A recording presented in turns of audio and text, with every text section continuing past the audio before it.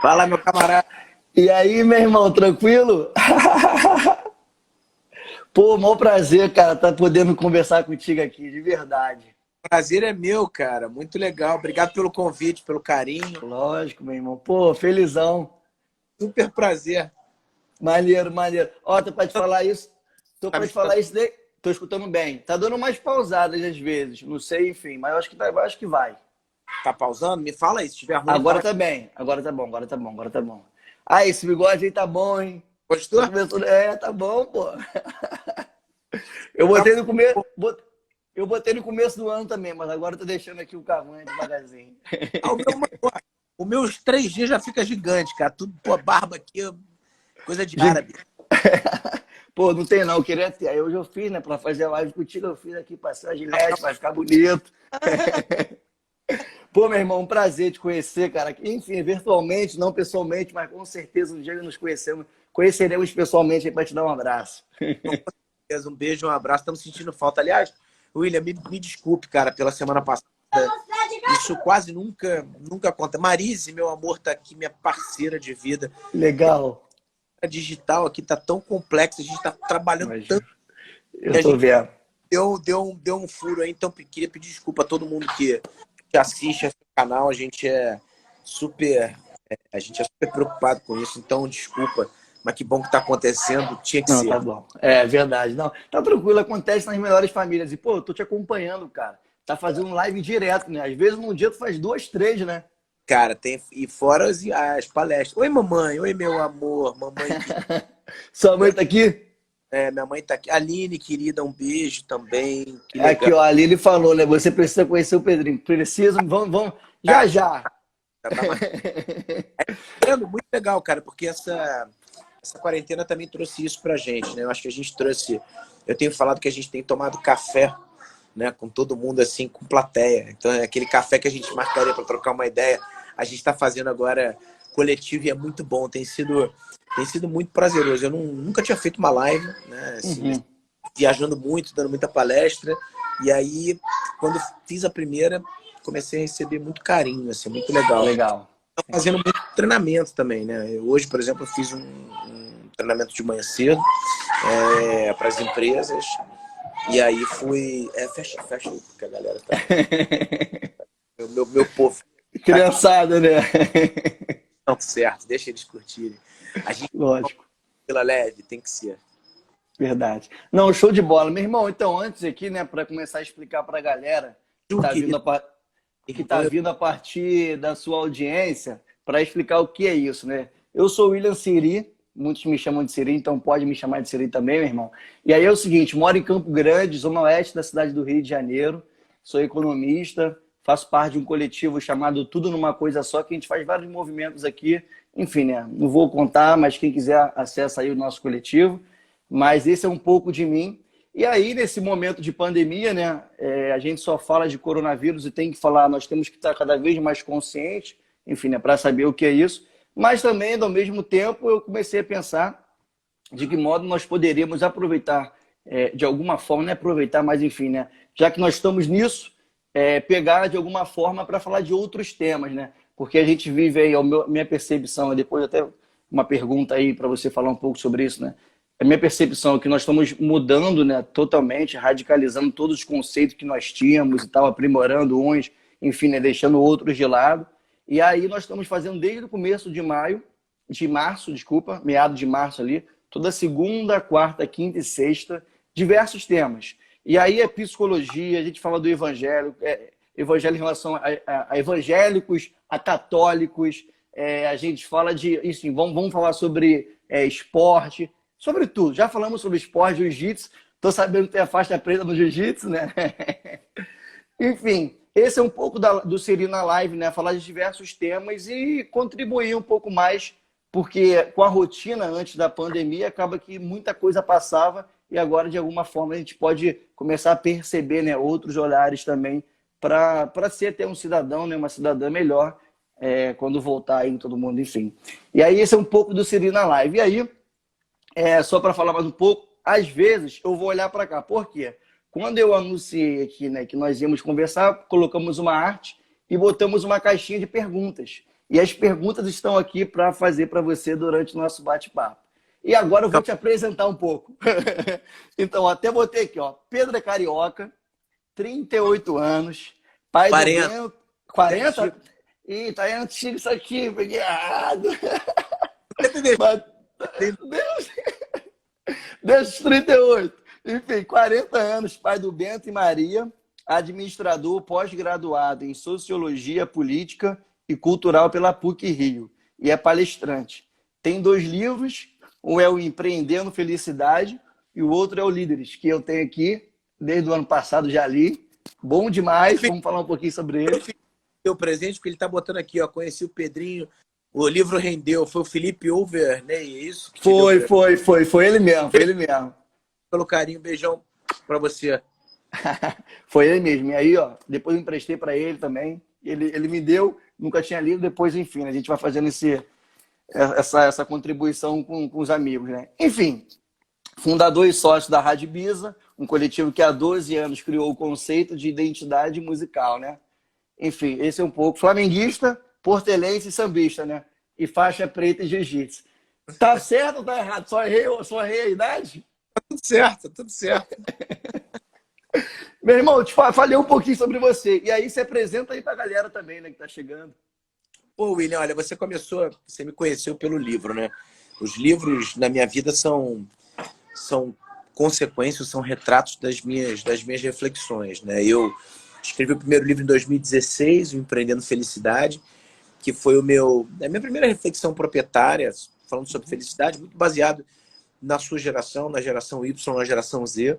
Eu me sentia, assim, eu sempre falo quando eu tenho que me apresentar, eu nunca tenho um discurso pronto. Por quê? Eu posso começar de vários lugares, né? Posso começar lá do berço da família, né? Da família que eu nasci, porque eu sou muito do meio que eu vivi, né? Muito, assim, da minha ascendência libanesa, né?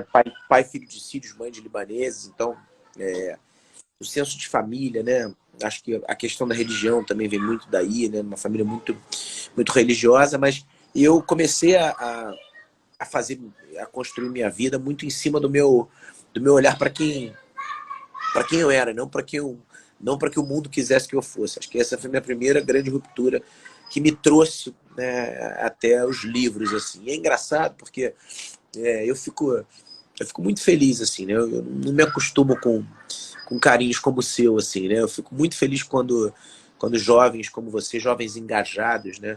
Jovens com ideologias, né? Engajados na política, engajados na construção de um mundo melhor, leem meus livros e de alguma forma tão ouvido, né? O Enche a Palestra, o Felipe estava falando, né, que foi numa palestra minha, que me conheceu na CBN e tal. Então, eu comecei com essa ideia de entender quem eu era, assim. Eu acho que isso eu estava falando hoje de manhã num treinamento que eu dei para uma empresa, para o pessoal da Daymond, na Daymond Brasil, que a gente fica tão encapsulado nas narrativas, né? Por exemplo, somos cristãos, né? Você é protestante? Sou da presbiteriana. Você é presbiteriano, eu sou católico, né? Apostólico romano com o pé na igreja ortodoxa, casei lá, de família árabe e tal. E a gente, por exemplo, acredita nas narrativas de Cristo, né? A gente parte do pressuposto, estamos no ano 2020 por conta disso, né? Em algum momento os ramos se dividem, né? Com todo o pensamento que Lutero traz, tal. Mas a gente acredita mais ou menos numa narrativa parecida, assim, né? Eu e você. E o que a gente costuma fazer, né? A gente, que eu digo, a humanidade. A gente captura a ideia de que as nossas narrativas são verdadeiras, né? E o Val Harari fala muito sobre isso. É um ótimo pensador, inclusive, para se ler agora, porque ele fala muito né, de todas essas convenções. E a gente tende a querer validar as nossas narrativas. O dinheiro é uma delas, né? É um papel que todo mundo acredita, né? E que se todo mundo parar de acreditar, ele deixa de ter valor, né? O conceito de país, de nação, idem, né? O que é um país? O que é uma bandeira, né? Assim, fora isso, é uma convenção que alguém fez, que alguém criou, né? E a gente fica falando, e aí a gente já entra em narrativas nacionalistas, ideológicas, tal, tudo isso. E geralmente a gente, para acreditar as nossas narrativas, a gente descredencia outras narrativas, né? A gente tem que o nosso caminho é o certo, né? E eu, muito jovem, muito moleque, eu entendi, a primeira coisa que eu entendi, a primeira ruptura que eu fiz foi de entender que eu era ordinário. E no mundo de hoje, é muito difícil você ser ordinário, você ser medíocre, né? Se você parar para pensar, os ordinários e os medíocres são a maioria, né? Porque os extraordinários são os que, Jamília, querida, um beijo. Os extraordinários são aqueles, André, querido, um beijo, meu irmão. Né? Os extraordinários são aqueles que estão acima da média, por isso que o nome é extraordinário. Só que a gente é doutrinado para sermos incríveis, geniais, fantásticos, né? Nascemos e somos tratados assim desde muito moleque. E eu entendi que eu não tinha esse dom, né? E foi fácil para mim entender, porque eu nasci numa família de mulheres extraordinárias e geniais, né? Então, meu comparativo com as minhas primas e com as minhas irmãs era sempre inatingível. Gabriela, minha irmã, tá aqui. E a referência. Elas são todas incríveis, né? E ser ordinário, acho que me deu me deu a primeira regra e o compasso para eu começar, não a questionar, porque eu nunca fui muito questionador, não, mas a ideia de aceitar, né? Aceitar quem eu era e como que eu podia me desenvolver. E aí foi fácil, porque eu fui trilhando um caminho do óbvio, né? Um óbvio que eu acho que está muito raro no mundo de hoje, né? Porque hoje a gente quer fazer tantas coisas magníficas, a gente quer fazer transformações, como diz o Pondé, né? Jovens que querem mudar o mundo, mas não conseguem arrumar os seus quartos, né? Assim, foca tanto, mira tanto no tiro longo, né? Naquele tiro exato, que a gente esquece, né? De o poder que a gente tem de mudar as coisas todos os dias. E aí eu fui, trabalhei na massa falida do meu pai durante um tempo. Meu pai perdeu tudo, então eu aprendi muito cedo como é que perdia, né? Mais do que como é que ganhava. E aí eu fui fazer faculdade e tal, fui trabalhar, e muito cedo eu montei minha empresa. Eu fui para o mundo corporativo, adorei o mundo corporativo, inclusive adoro o mundo corporativo. Agradeço no meu livro ao Bradesco Seguros, que foi a empresa que me deu a primeira oportunidade de estágio, fui efetivado e tal. Ganhei muita confiança lá e montei meus negócios. E o engraçado, aí a parte mais interessante, eu acho que encurtando a história, quando eu montei há 20 anos atrás, quando eu e Rafael, meu sócio, a gente montou o nosso negócio, a gente não tinha nenhuma outra ideia, nenhuma outra estratégia de negócio que não fosse algo para fazer a gente feliz, né? Para fazer os outros felizes. E a gente não acreditava em quase nada que a gente vê no mundo corporativo com relação a esse direito inegociável de sermos felizes, né? E isso foi permeando toda a nossa construção de o alicerce da empresa, como que a gente se relacionava com as pessoas, como que a gente queria se relacionar com os colaboradores. Era muito básico para a gente ser transparente, ser muito afetuoso, muito carinhoso, né? E respeitar muito tudo e todos, né?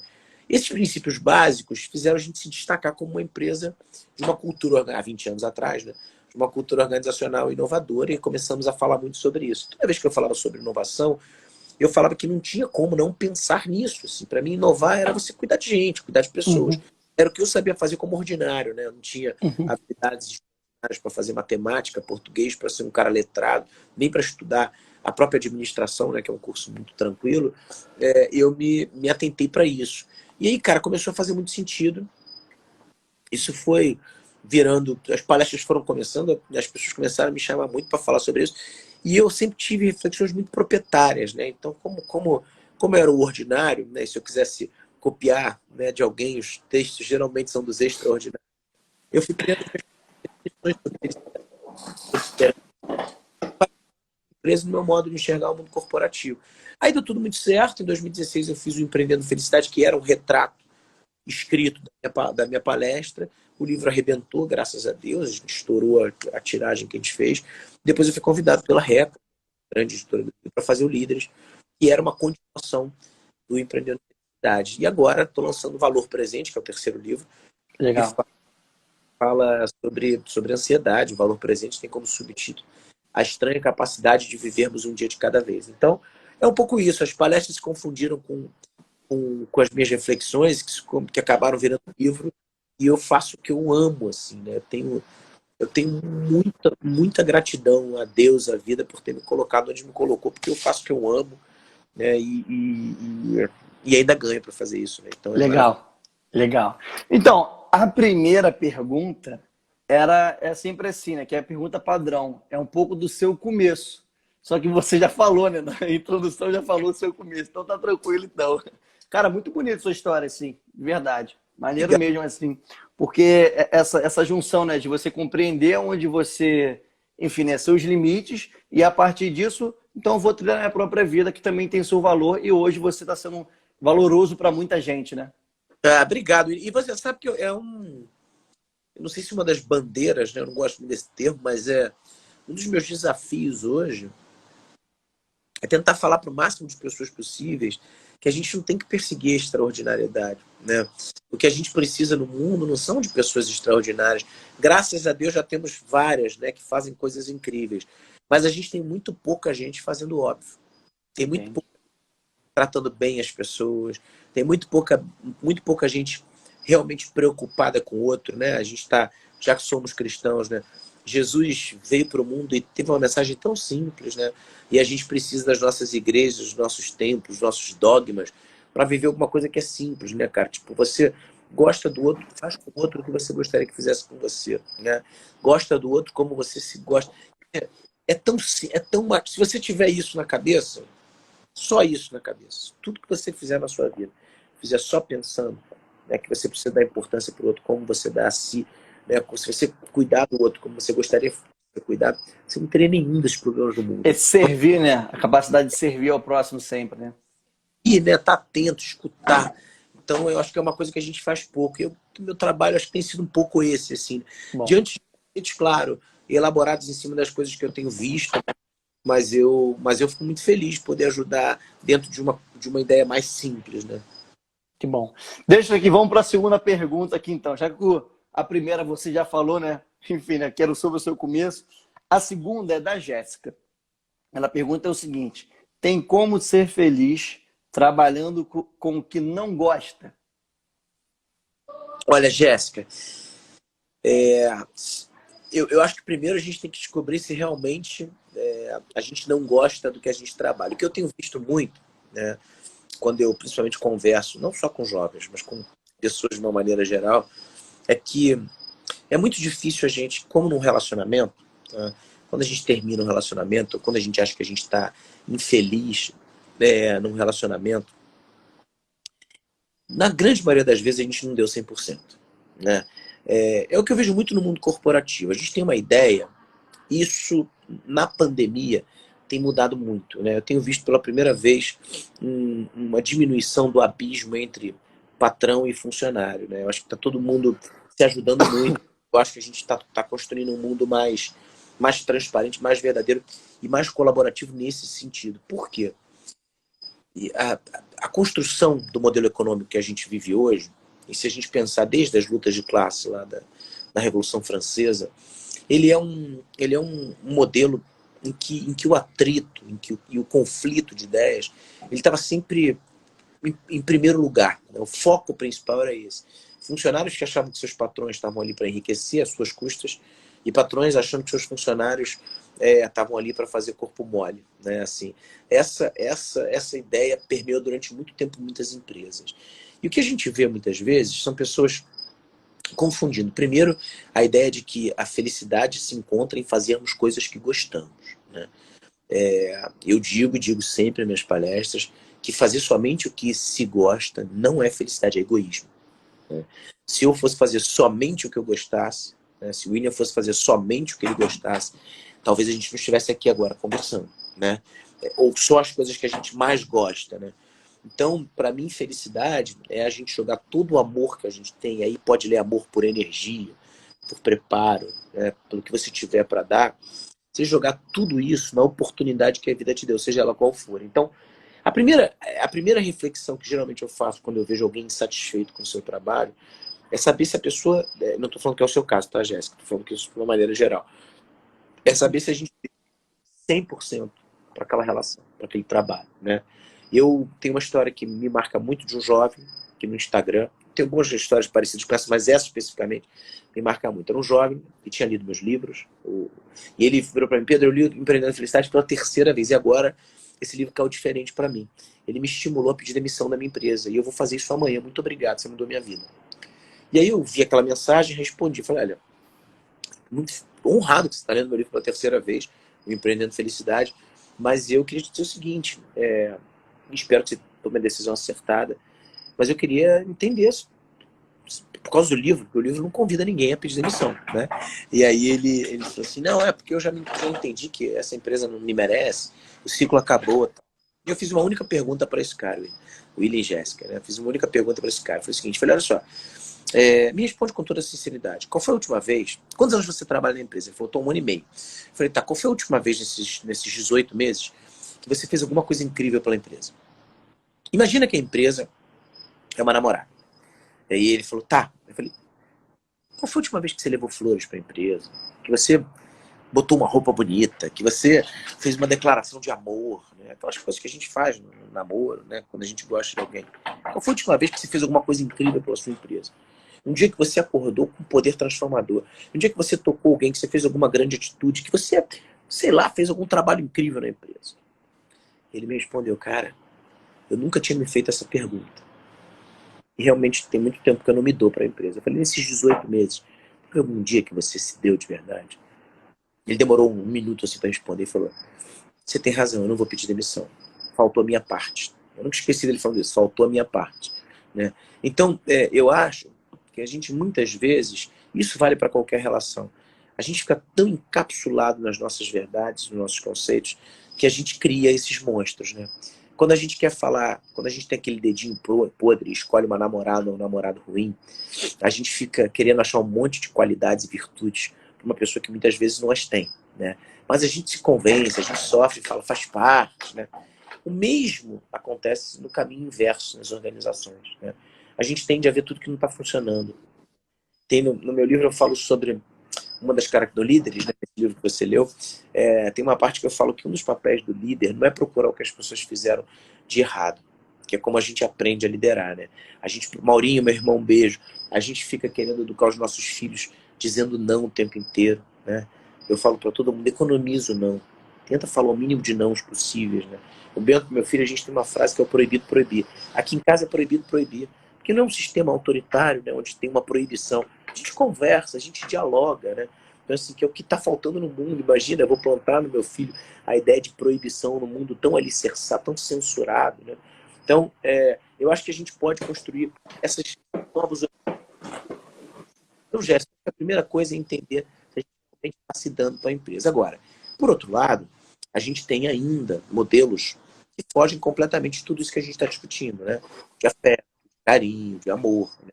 Lideranças. De novo, falamos de convenções e narrativas aqui no nosso papo. A empresa é uma narrativa.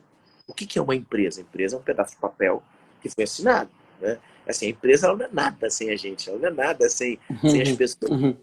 Também tem esse problema é da empresa ou se é, de repente, da chefia, do departamento, das pessoas. E aí vale você fazer uma análise muito tranquila, muito serena, muito lúcida que realmente está acontecendo. Agora, se realmente esse lugar é um lugar que te gera infelicidade, que você, por exemplo, não pode ter os seus direitos respeitados, que você é confrontada, que você sofre com um tipo de assédio, aí você tem que correr desse lugar, sair fora desse lugar. André, meu irmão querido, um beijo, morrendo de saudade de você. Show de bola. Acho que com certeza a Jéssica ficou aí satisfeita com essa resposta. Vamos aqui para a do Renan, que ele fala sobre o sorriso. Oi? Não, outra pessoa querida, eu tô cumprimentando, desculpa, cara. Vai falando aí. Não, tá tranquilo. Não, tá tranquilo. É porque eu acho que quando a gente está falando em conjunto, dá uma interferência que. Por isso que eu tô querendo. Às vezes dá uma vontade de querer te interromper, mas eu tô aqui, ó, pro troço fluir bem. Mas vamos lá, aqui, ó. Eu fiquei feliz porque semana passada, na quarta-feira, ou na segunda-feira passada, eu tive uma live com o Renato Sorriso. Querido, Aí, quando eu ouvi a sua live com ele, eu falei, pô, meu irmão, tô podendo, porque os dois estão fazendo, e eu vou fazer live com os dois, meu irmão. Então, vamos lá. O Renan pergunta aqui o seguinte, ó. Você sempre valoriza o Renato Sorriso em suas palestras, pois ele conseguiu empreender no seu local de trabalho ao ponto de virar um dos símbolos do carnaval. Mas quando alguém é perguntado sobre um grande empreendedor nas universidades, muitos lembram logo do Steve Jobs. Que conceito é esse de empreendedorismo que essas pessoas têm de modo geral? Ótima pergunta. Só mandar um beijo aqui para o Dr. Ricardo Krause, um dos maiores psiquiatras do país. O Dr. Ricardo Krause me apresentou uma das mentes mais... Ele é uma das mentes brilhantes do país. Ele me deu a honra de me apresentar o Leandro Carnal, que está escrevendo o prefácio do meu terceiro livro. Então, tendo uma oportunidade de agradecer teatro é incrível, né? Maravilhoso, fantástico. Doutor Ricardo, beijão para você, muito obrigado pelo carinho. Maria, aproveitando que está logo abaixo, um beijo, Aninha Gomide, um monte de gente, que a André Flori, que eu adoro. Olha, essa é... Obrigado aí, Ricardo, pessoal que está participando aqui. É uma honra também, enfim, doutor Ricardo. Genial, mente genial, que anda com a mente genial da minha irmã, entendeu? Eu acabo me atrevendo a ter uns amigos geniais, isso é um... Tu vai ali na rebarba, né? Mas vamos lá. O Renato é um grande modelo. Renan, obrigado pela pergunta. O Renato ele é um grande exemplo para mim de empreendedorismo, porque empreendedorismo, para mim, não tem a ver com empresariado. A gente confunde a ideia de empreendedorismo com empresariado. E tem um monte de gente que quer ter um CNPJ registrado na junta comercial, né, e se dizer empreendedor. Se eu pudesse resumir empreendedorismo em uma única frase, né, seria dizer que empreender é a capacidade que a gente tem de fazer da nossa vida o nosso melhor projeto e dane-se as circunstâncias, né? A gente tem uma série de bengalas, a gente se suporta nessas narrativas que a gente falou aqui, nessas crenças, né? Muitas vezes dogmáticas, e a gente se afasta desse objetivo comum, né? Eu acho que de todos nós, que é sermos cada vez melhores. Só que no quesito melhoria, a gente é o tempo inteiro comparado com alguém. A gente está o tempo inteiro sendo comparado com o irmão mais inteligente, né? Com aquele cara que trabalha com um aluno mais inteligente. É muito louco você imaginar que você faz parte de, né, uma grande maioria das vezes, você está no meio de pessoas que são medíocres, ordinárias, medianas, né, num colégio, mas todos são comparados com o extraordinário, com aquele que está acima da média. Mas, poxa, ele é o extraordinário. Né? E que problema tem sermos ordinários? É pejorativo quando alguém se rotula como eu, como ordinário. Alguém pensa, meu Deus, mas ele diz que ele é ordinário, né? Ordinário é o que está na ordem do dia, é o que se repete todo dia. É o que está mais propenso a fazer e a perceber o óbvio. O óbvio que é hoje tão escasso, né? No nosso convívio pessoal. Então, eu acho que o Renato ele conseguiu fazer o óbvio, quer dizer, ele falou uma frase lindíssima, brilhante, né? Ele falou para mim no dia que a gente fez a live que lixeiro é quem joga o lixo no chão. Ele é catador de lixo. E que toda vez que ele cata o lixo e limpa a cidade, ele é um pouco especialista em meio ambiente. Né? Isso é sabedoria. Isso é sucesso. Né? Isso é sucesso. O padre Fábio de Mello fez um sermão, tem feito sermão. Gabriela está aqui, minha irmã, a gente tem visto as missas 11 horas da manhã. O padre Fábio tem, primeiro que ele tem um senso, né, Ele é genial. Ele fala umas coisas maravilhosas. E ele estava falando um pouco nesse domingo a diferença entre fama e sucesso, né? E o sucesso muitas vezes ele é um presente para pessoas que que fazem a vida comum, né? Para pessoas que nunca tiveram fama na vida, pessoas comuns, né? Aquela mãe que teve sucesso na educação, né? E a fama muitas vezes vem com alguém que tem uma atitude ruim, né? Aquela pessoa que é presa, enfim, porque faz alguma besteira, um contraventor, né? Alguém que tem alguma história ruim para contar e que tem fama por conta disso. Então eu acho que o Renato ele procurou um sucesso diante do que ele sabia fazer. Eu gosto de trazer ele como ideia de empreendedorismo por dois motivos básicos. Né? Primeiro porque ele tem uma possibilidade, ele criou na vida dele a possibilidade de ressignificar uma das profissões mais desprezadas pela sociedade quando eu era jovem. Né? Era a profecia de quem não gostava de estudar como eu vai ser gari. Né? E ele mudou. Hoje o concurso público mais concorrido do nosso município do Rio é o Praconlurb, né? A empresa mais admirada pelos cariocas é a própria Conlurb. Com certeza. Tudo foi por culpa dele, porque ele num dia, numa segunda-feira de carnaval, resolveu levar toda a felicidade, toda a alegria que ele tinha para o trabalho dele. E aí, Jéssica, fazendo uma interseção, né? Você imagina que alguém que vai trabalhar como gari no carnaval contra porque ele fala até hoje, né, que ele não larga a vassoura porque a vassoura deu tudo para ele.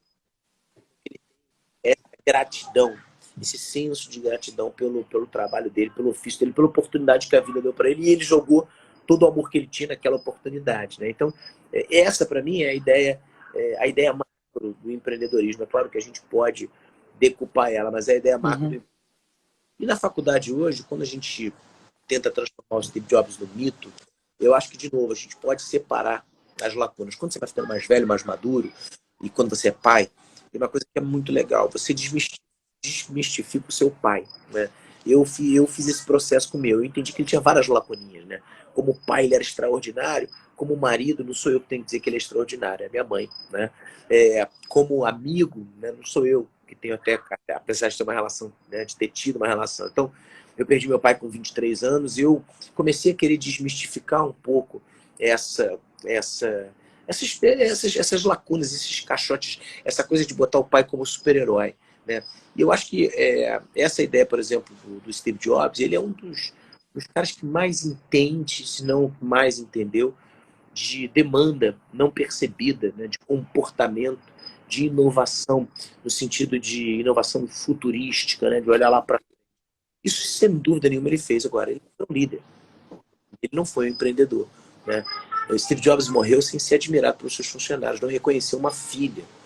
Então, alguém que não tinha uma boa relação com a sua filha, que não era admirado pelo seu time, né? Esse cara pode ter tido fama, né? Mas eu não sei se ele teve sucesso. E a gente se modela ainda, né? Muito menos do que antigamente, mas ainda se modela a ideia de sucesso. Ainda está muito ligada à profissão. Quando a gente pensa em alguém de sucesso, a gente pensa na conta bancária, na fama e no que construiu profissionalmente. E eu tenho uma frase que eu falo em todas as minhas palestras, uma frase que eu construí há muito tempo, que eu digo que não existe sucesso profissional que justifique o fracasso familiar. Se para você ter sucesso na sua vida, você precisa abrir mão das pessoas que estão com você, você já vai encontrar o fracasso, mas não vai encontrar o sucesso. E, aí, pegando o link da Jéssica, pegando o link do Renan, né? Quando a gente fala em sucesso, em fracasso familiar, a gente não pode pensar em família só como filhos, maridos, esposas, pais, porque a gente passa muito pouco tempo com essas pessoas, William. A gente fica em casa com os nossos filhos pequenos, agora a gente está tendo mais tempo, e essa tem sido uma das maiores discussões nos grupos do WhatsApp. Verdade. Nossos filhos, a gente tem pouco tempo, e são as pessoas pelas quais a gente mais dá sabedoria, conhecimento, tempo, para transformá-las em pessoas incríveis, mas a gente tem pouco tempo. E quando a gente chega no nosso trabalho, muitas vezes, se a gente tem 1 hora por dia, em média, contato com os nossos filhos dentro de casa, no trabalho, muitas vezes a gente tem 9, 8, 10 horas com uma pessoa do lado. É fácil você entender que é muito mais possível eu mudar a vida de alguém que está 9, 10 horas comigo todos os dias do que dos seus próprios filhos dentro de casa. Então, se para você construir o seu case de sucesso, quanto mais degrau você for subindo, menos tempo você tiver para cuidar e olhar para as pessoas que estão do seu lado, para se preocupar com elas, para humanizar essa relação, mais distante do sucesso você vai estar. A gente entra numa grande organização e você já viu algum presidente de empresa estar sentado no térreo? Todos estão no andar mais alto, eles querem se aproximar a Deus. Literalmente é isso. Isso fica inacessíveis. Deveria ser o contrário. E o pior, quando a gente fica inacessível nesse local, né, o que acontece? A gente se esvazia.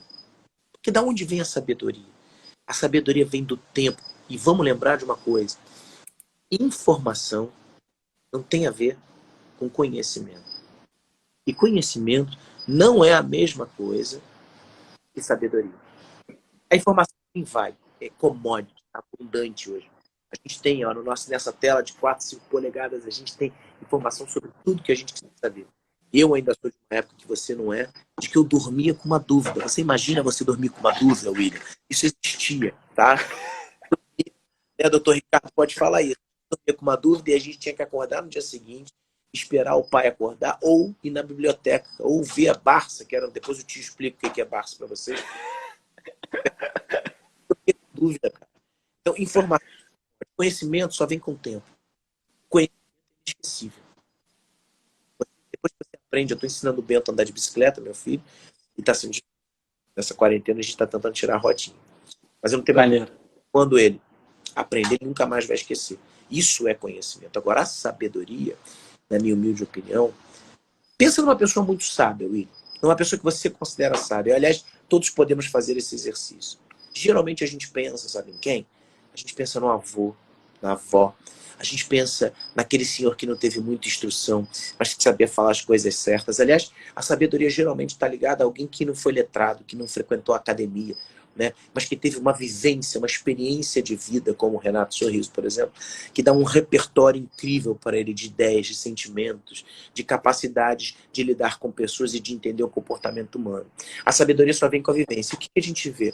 Quanto mais importante nos julgamos na cadeia hierárquica tradicional, menos tempo temos para escutar as pessoas.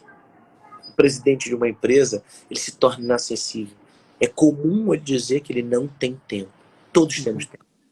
Todos temos tempo. O tempo é igual para todo mundo. Se você não tem tempo, você está jogando sua vida fora. Se você não tem tempo para receber as pessoas, para viver a vida que você se propôs a viver, ela vai passar e você não vai ter construído nada. O seu legado vai ser muito pequeno. Então, eu acho que essa ideia de empreendedorismo, ela precisa ser disseminada, precisa ser capilarizada para essas pessoas que adquiriram sabedoria, que pode vir da academia, da prática, do estudo, mas que com certeza é complementada pela experiência que a gente tem com as pessoas. Sim, não, pô, eu tenho também uma impressão, até sobre essa pergunta aqui, que empreendedorismo para muita gente é colocado como isso, né? É você ser profissionalmente, você montar uma empresa, enfim, ter um CNPJ e ganhar muito dinheiro. Você é um case de sucesso. Do tipo, montei uma empresa ali, pronto, fiquei rico, fiquei, enfim, saí da pobreza, ou saí da classe média, agora fiquei rico. Agora eu tenho um carro, eu tenho, enfim, e isso é muito disseminado, porque quando você fala com uma outra percepção do empreendedorismo, é única, assim, não é o que é estabelecido, não é padronizado o que você colocou, né? É totalmente diferente. E tá até um pouco, e aí, assim, você pode até dar uma complementada, mas já vou até falar um pouco aqui da quarta pergunta, que tem um pouquinho sobre isso, que é o seguinte, que a Carol faz, a pergunta que a Carol faz, ó. Nessa pandemia, vimos escancarar as desigualdades brasileiras. 100 milhões de brasileiros e brasileiras que estavam na informalidade precisaram de R$ 600 para comer. Como falar de empreendedorismo para essas pessoas, sendo que as oportunidades estão muito longe de serem iguais para a grande maioria? Não é ilusão o empreendedorismo para a massa da sociedade? Quem é que perguntou? Desculpa. Carol. Carol, querida, eu vou inverter a pergunta, tá? Como é que eu me atrevo a falar de empreendedorismo com essas pessoas que muitas vezes ganham R$ 600 e empreendem 10 mil vezes melhor do que eu, né? Eu vou te contar um caso, Carol, que aconteceu com um baita de um empreendedor que eu passei a admirar muito e eu não sei o nome dele ainda. A Gabriela, minha irmã, vai chorar porque eu conto essa história, ela adora. Eu fiz uma live com a queridíssima, fui convidado pela querida Patrícia Poeta para fazer uma live com ela. E aí, na live, a gente está falando sobre felicidade e ela me perguntou assim, ela falou, Pedrinho, mas como é que a gente faz para ser feliz se a gente abrir o jornal e ver uma notícia como a de hoje? Ela não precisou nem dizer qual era a notícia, porque eu tinha também me machucado com a notícia. Era uma foto aérea de um cemitério coletivo que foi aberto em Manaus. Eram covas coletivas, com os coveiros todos vestidos como se fossem astronautas, e aquela foto dizendo que aquele cemitério coletivo em Manaus era para dar conta da demanda de mortos por Covid. E ela falou, no café da manhã eu fiquei muito mal quando eu vi essa notícia. Eu falei, eu também fiquei. Ela falou, como é que a gente faz para sair dessa? Eu falei, sabendo que a cada esquina que a gente dobrar vai ter um exemplo maravilhoso, né? Alguma beleza oculta e às vezes explícita, né? De como a vida é bonita, de como a vida é boa e de como as pessoas sabem viver. E as pessoas que sabem viver, mesmo as que têm dinheiro, não vivem em função dele, né? É claro que quando a gente fala de uma miséria absoluta, quando a gente fala de uma pobreza, quando a gente fala de falta de saneamento, eu tenho falado muito disso, né? De enquanto que nós vamos sair do nosso isolamento, e isso já está próximo, e a gente acha que o mundo vai mudar porque a gente vai sair do isolamento, a gente esquece e um monte de outras pessoas não vão sair dos seus isolamentos, e que o nosso, ainda que foi sugerido, né, ele não se distancia, né, desses outros que foram impostos. Pessoas que estão isoladas nas suas casas por conta da violência doméstica, por conta da falta de saneamento básico, pessoas que não têm casas para se isolarem, porque moram em locais que não dá nem para a gente chamar de casa, né, com falta de esgoto, às vezes com falta de um vaso sanitário, né, crianças que estão confinadas nos seus telefones celulares, porque os pais não querem dar atenção. Idosos que são largados em casa de cuidador ou nas suas próprias casas sem a visita de muitas pessoas que botaram máscara, disseram não é por você, é pelos mais velhos, né? Pessoas que muitas vezes dão graças a Deus de terem que se isolar dos mais velhos.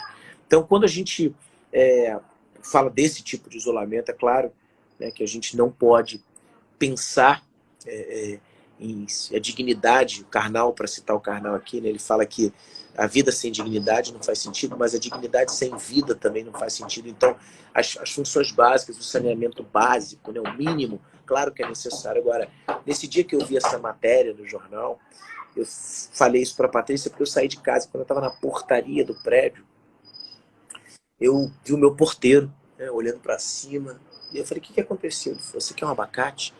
Eu falei, quero, eu adoro abacate. Aí eu olhei para cima, tinha um cara descalço, sem máscara, no abacateiro que tem em frente à casa da minha sogra, onde eu tô no confinamento. Então, se vocês acham que o confinamento de vocês é ruim, eu tô confinado na casa da minha sogra. E você? Filha da mãe. Maravilhosa. A gente até fugiu agora aqui para casa de uns amigos emprestados aqui que não estão usando. É brincadeira. Eu tô saindo, tá o cara no cara, você quer um abacate? Eu falei, quero. E o cara pulando de um galho pro outro, até que passa uma moradora de rua bem flagelada. Assim. Ela tava com uma roupa ruim, ela tava bem quietinha, assim. E ela passou por cima, ela olhou pra cima e falou assim, pode me dar um abacate, por favor? Aquele cara que tava catando abacate com um pegador artesanal, que ele fez um pedaço de bambu com uma caixa de tinta na frente, com um latão de tinta que ele cutucava, o negócio caía. Ele virou, ele olhou para aquela mulher e falou, você quer abacate? Ela falou, quero. Ele falou, peraí, eu vou te dar o melhor abacate. Ele pulou de um lado, o outro foi lá para cima, catou 2 abacates naquele pegador, entregou pro porteiro e falou, você entrega esses 2 para ela. Aí ele entregou como se fosse um pote de ouro, imagina, né? Já tá com fome. Ele falou, olha, você faz do abacate, porque esse abacate está pronto para ser feito. E abacate sustenta.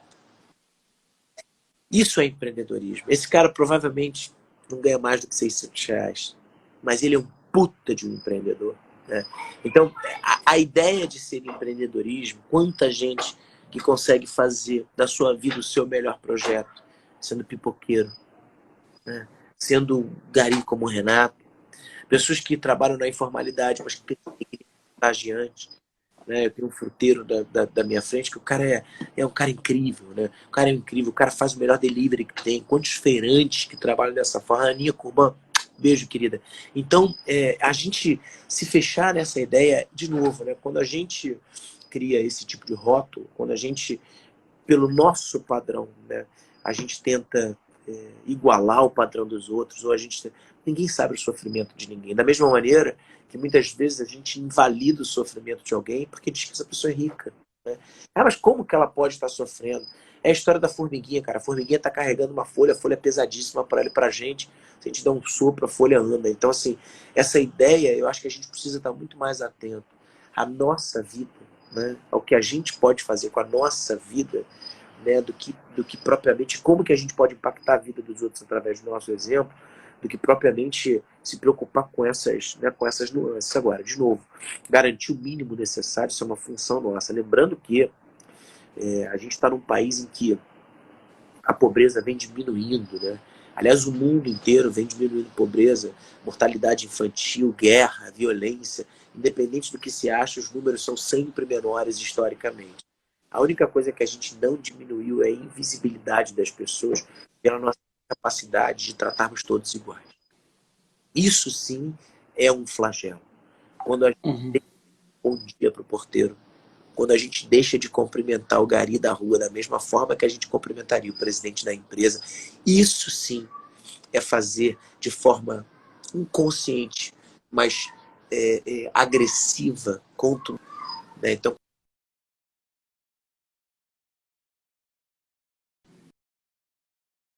Bora, não travou, mas vai todos os voltar. dias, Não sei. melhor. Travou.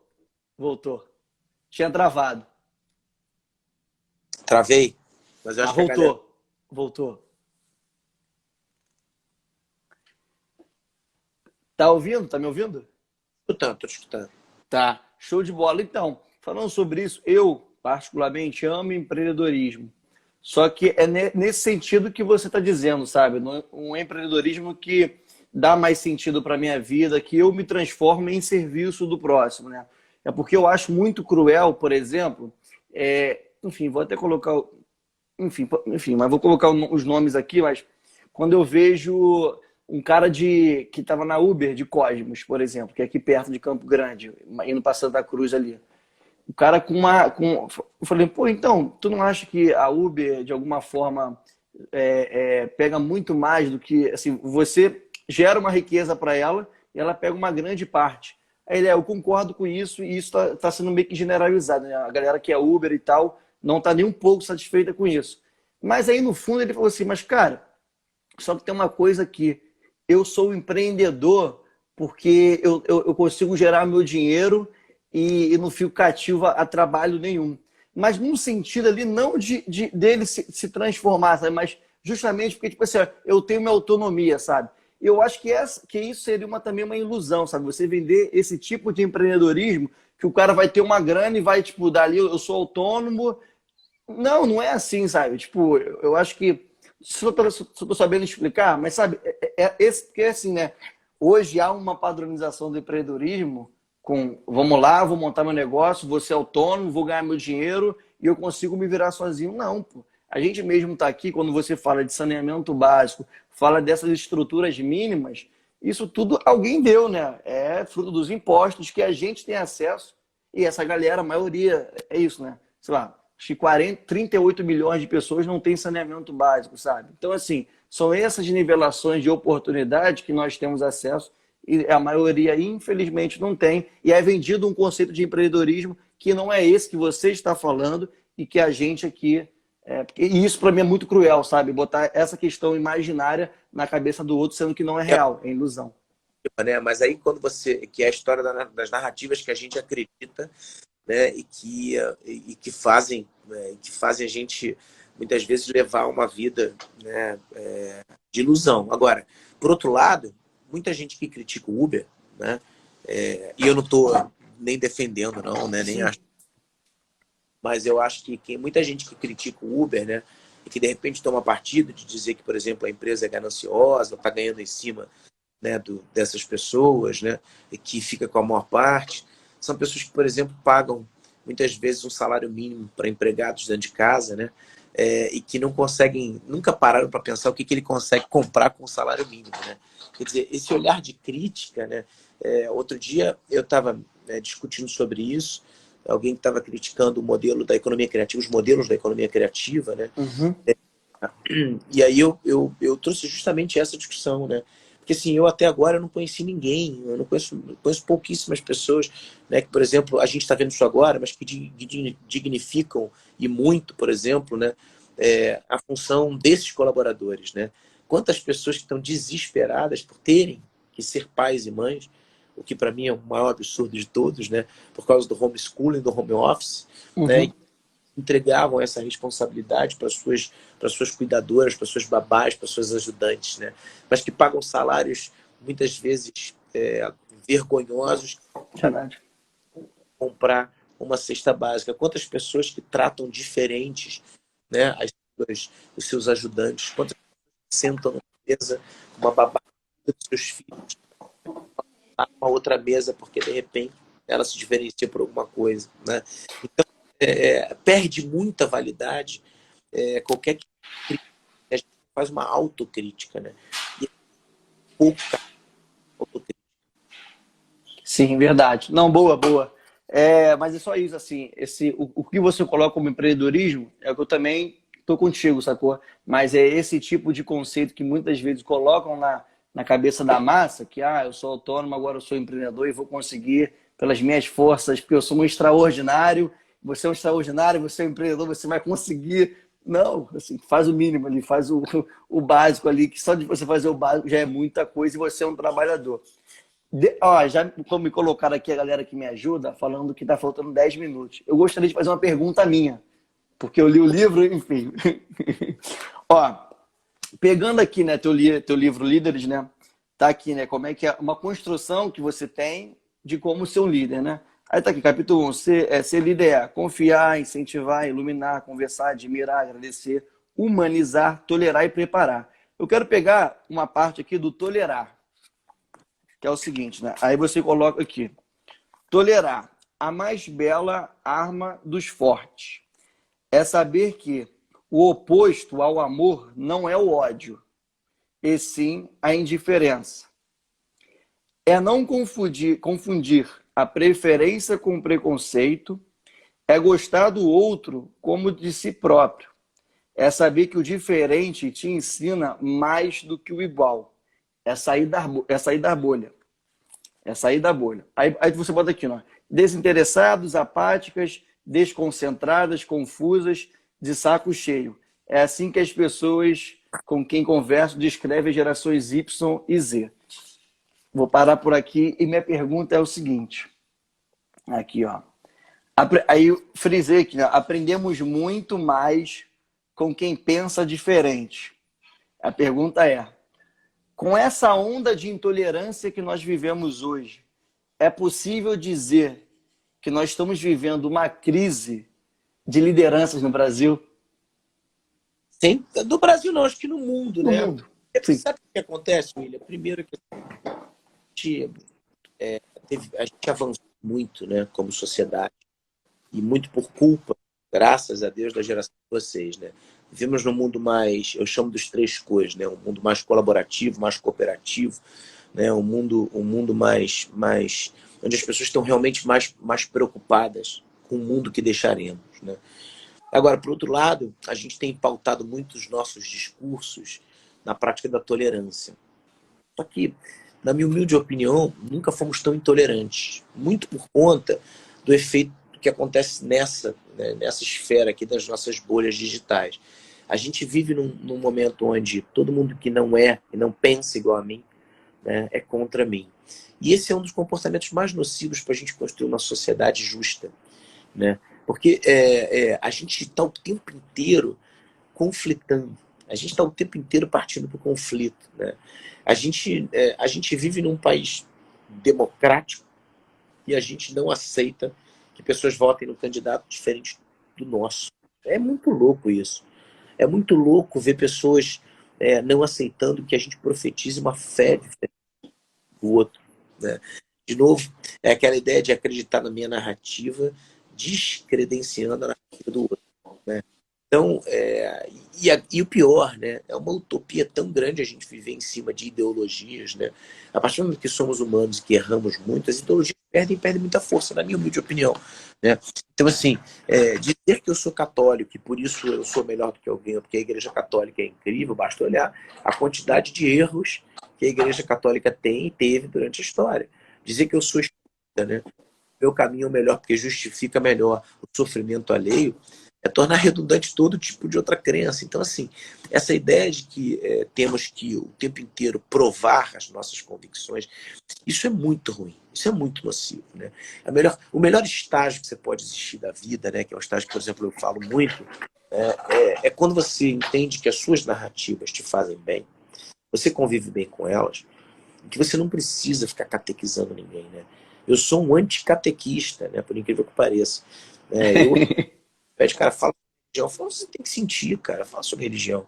Né? A não ser que você realmente que o papo seja sobre religião. Agora, né, ficar catequizando os outros assim não é da minha forma de ver essa história. Primeiro porque a gente encapsulou a ideia de que aprendemos e que ensinaremos os nossos filhos pelo ouvido, né? Temos discursos bonitos, discursos impactantes, frases de efeito. É assim quando a gente assume a liderança numa empresa, né? Se preocupa com o que a gente fala, a gente chega na reunião e a gente se comporta como líder achando que todo mundo vai aprender pelo ouvido. Vai, a gente entende isso rapidinho.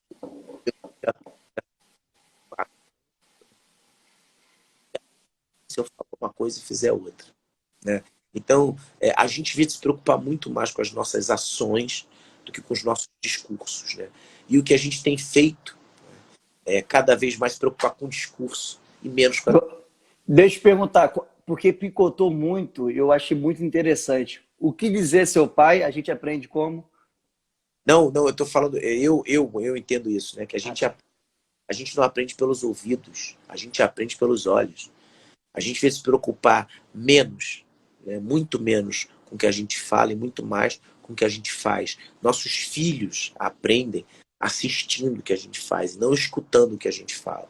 Então, eu acho que essa é a ideia de liderança. E a ausência de liderança, ela se dá porque a gente não entendeu o que é liderança ainda. A gente ainda vive na ideia de que liderança é um exercício de poder e que se dá através da hierarquia. E aí eu fecho essa reflexão sobre liderança dizendo o seguinte: se você precisa do seu cargo, da sua patente, do seu título, do seu diploma, do seu crachá para liderar, você é tudo menos um líder. O líder é justamente quem não precisa de nada disso. A liderança é um exercício, todos nós somos líderes liderados o tempo inteiro.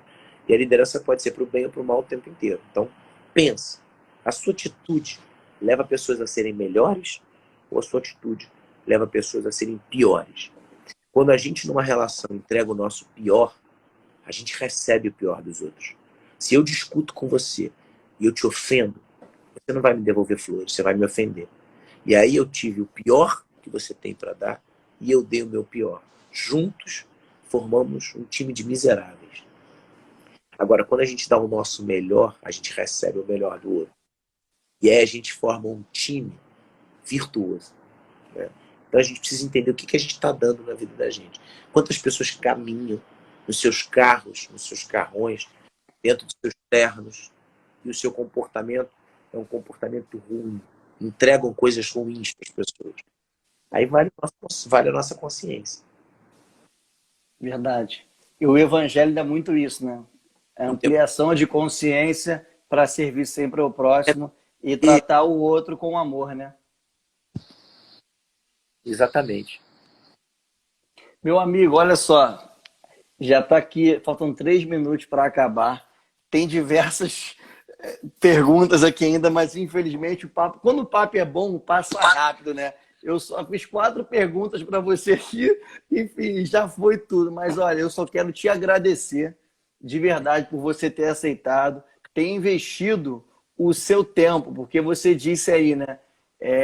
A gente, quando você diz que não tem tempo, é porque alguma coisa está errada. E assim, dessa sua prioridade, investir aqui 1 hora para conversar com a gente, dar essa aula para a gente de empreendedorismo, mas não só de empreendedorismo, mas de felicidade, de amor, enfim, né, de empatia e de reflexões que você fez aqui. Eu aprendi muito e com certeza a galera aprendeu muito aqui também. Então só tenho que te agradecer. Temos 1 minuto e meio. Se despede aí que no finalzinho vou falar só mais um negocinho. Vai lá. Obrigado, William. Muito obrigado. Queria agradecer especialmente aqui minha mãe, minha irmã, Renata, Dr. Ricardo Kraus, muito obrigado pela sua presença. Estou honrado de ter essa mente brilhante aqui, psiquiatra, que cuida de tantas cabeças aqui com a gente. Obrigado a todos vocês. Um beijo. Fiquem com Deus, se cuidem. E lembrem que tudo vai passar, mas também vai passar o que a gente fez ou deixou de fazer com esse tempo que passou. Aproveite esse tempo para evoluir. Não fique refém disso. Porque não dá para em 60 dias você mudar a sua vida inteira. Mas faça pequenas mudanças.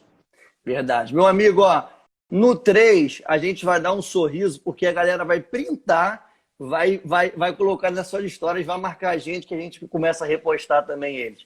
1, 2, 3. Valeu, gente, a sua mãe, enfim, ao doutor, a sua irmã e todo mundo que participou, que eu agradeço muito, tá, por vocês terem, enfim, ficado 1 hora aqui. Foi um prazerzão te conhecer, cara, de verdade, não tem noção. Porque isso aqui também, enfim, né? Me ajudou muito desde o ano passado. Estar aqui agora podendo trocar essa ideia contigo é uma honra e um prazer. Um beijo no...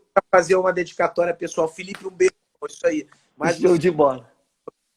Fiquem com Deus, se cuidem. Beijo. Que Deus te abençoe, tá? Que o amor dele te dê na sua vida, da sua família, sempre, meu irmão. Beijo no teu coração. Valeu, gente. 1, 2, 3, vai acabar. Tchau.